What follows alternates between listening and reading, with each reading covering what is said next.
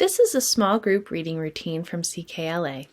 In small group reading, the teacher works with students who need extra scaffolding and support in order to read and comprehend the text.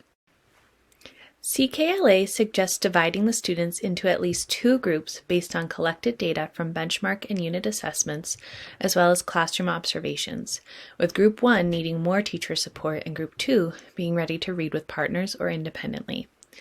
Routines must be established for all students, but especially for those students who are working independently or with partners.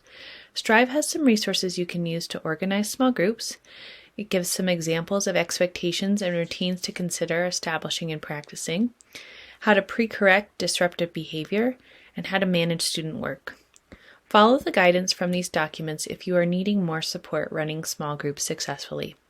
Either pause the video and use a phone to scan these QR codes or click on the links below this video on the Wakelet.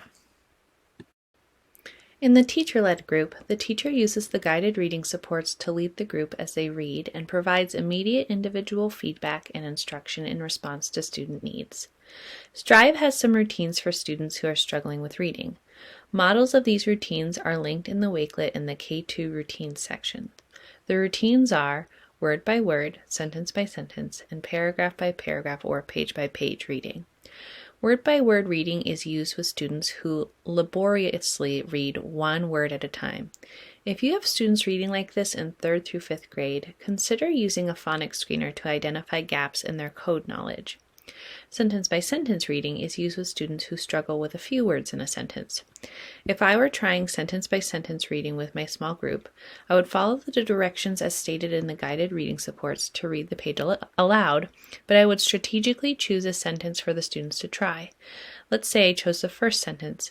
I would say, "All right, everyone, put your finger under the first word." Whisper read the first sentence to yourself, stopping at the first period, and then rereading the sentence over and over for fluency until I tell you to stop. Ready? Read.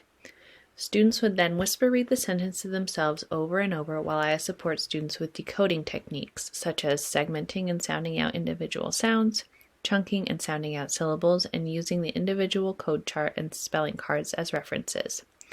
Then I would give the signal for them to stop and have them chorally read the sentence together. This routine gives the students ample practice time, so when they read chorally, they are successful. Then I would continue reading the page aloud as directed in the guided reading supports. Paragraph by paragraph or page by page reading can be used with a group who has a high level of accuracy, but could use more practice with rate and prosody when they read.